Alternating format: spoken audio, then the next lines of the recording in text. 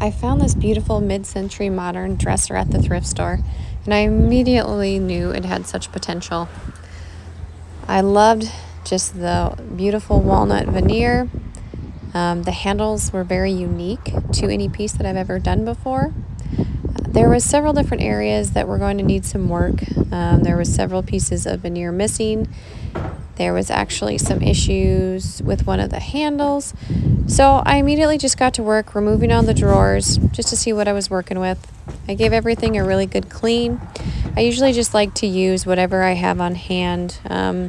Sometimes I use a degreaser. Sometimes I just use hot water and dish soap.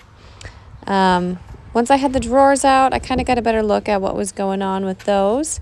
There was quite a few areas that were going to need to be repaired. And then this is the handle that I noticed had a little bit of a chunk missing from it. So I knew right away I was going to plan to do a combination of painting the dresser and trying to keep as much of the original wood veneer as I could. So I got to work with first making a repair on this handle. I used some wood putty, and basically all I did was really just worked at getting it molded to match the other handles. I kind of just played around with it for quite a while, honestly, until I felt like it was shaping the way I wanted it to look. This took me quite a bit of time because I really wanted to make sure that this looked really nice and natural and really flowed with the other handles. This was my first time working with this quickwood putty.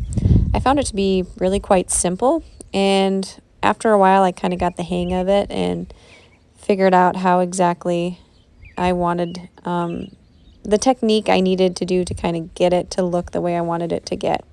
So essentially, as you can see, I'm just kind of pushing it in there, forming it to the shape I want it, kind of going back and forth. Like I said, this took me a little bit of time, but in the end, it actually did turn out to be a really great product, I feel like, to use for this repair. Finally, I got it the way I wanted it to look, and I kind of smoothed it out and said I was done with it. And I moved on to making repairs on some of the more superficial repairs that were on the dresser body. And then I again decided to use this quickwood on the large chunk of veneer that was missing on the bottom corner of the dresser. And I really just did the same exact technique as I did on the handle. I just kind of pushed it in there as much as I could, kind of pushed it with my thumb to get the shape I wanted. Basically just kind of played around with it until I got it how I wanted it to look, until I was happy with the shape. And then after this dried, I did go in and give it a nice little sanding so that it was nice and smooth. I just used a 220 grit piece of sandpaper, and that seemed to work just fine. Finally, I was able to move on to using my orbital sander and a 220 grit piece of sandpaper to just give the whole body of the dresser a nice scuff sand.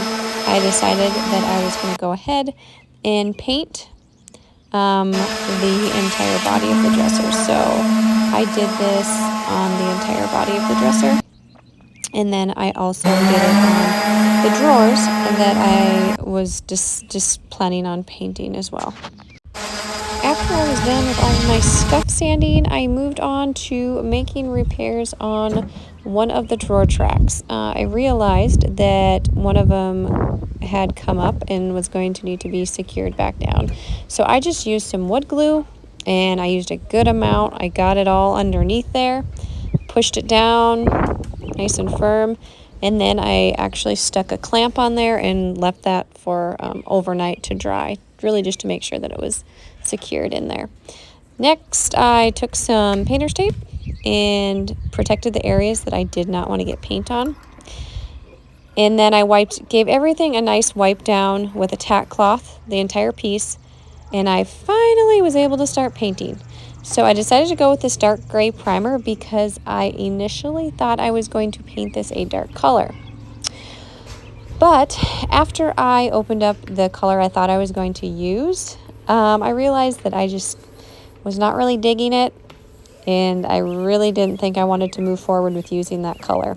So if I would have known that I wasn't going to paint this a dark color, I would not have used a dark tinted primer. I would have just went with a white primer. So that's kind of my rule of thumb whenever I prime a piece, in deciding if I want to do a dark gray tinted primer or if I want to just do your basic white primer.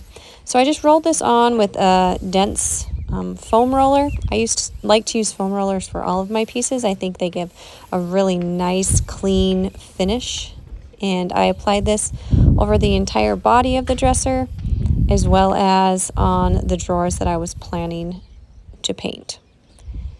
I only did one coat of this. I don't really feel as though it's necessary to do 2 coats of primer, but that's totally personal preference. I feel like my paint that I apply is just really has strong durability, and I'm not concerned about it not adhering to the surface from just one coat of primer. But that is totally your call, and it probably is going to depend on the piece of furniture you're working on as well.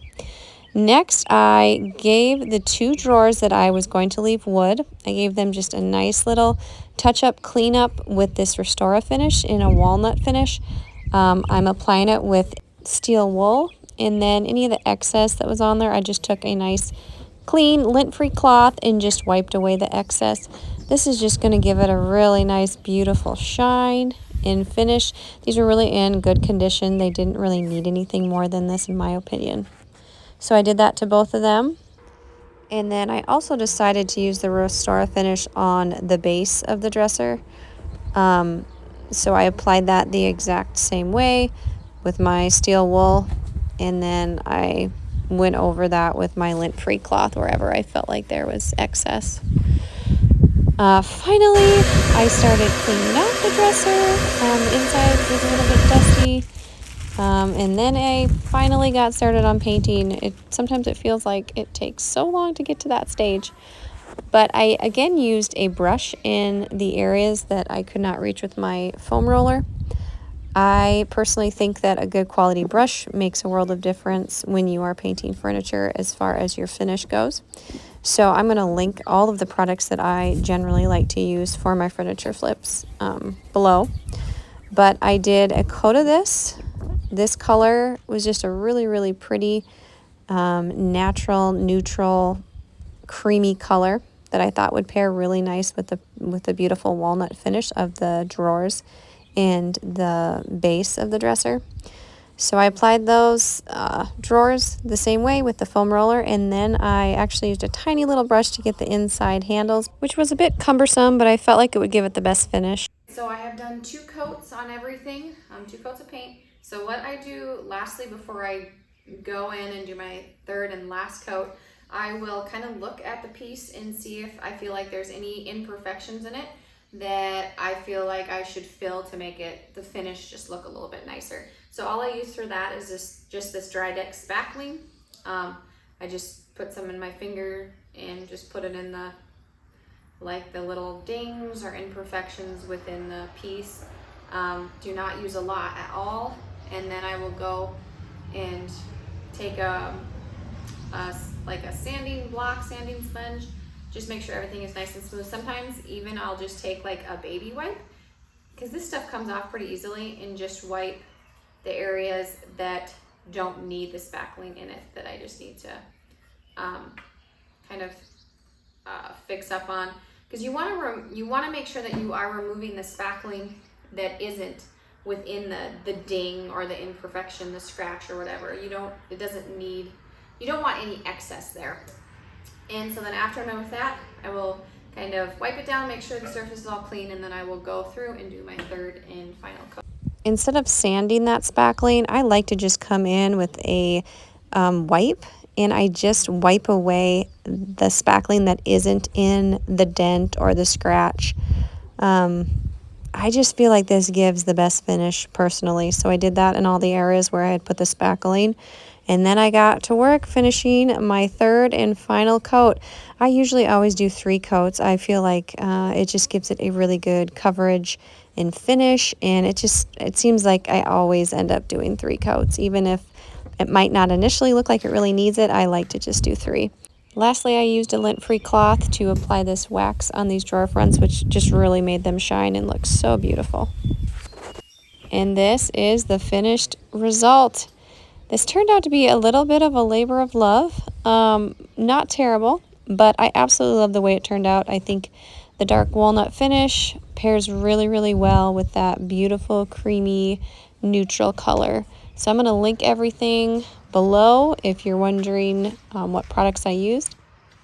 And be sure to follow along for my next furniture flip.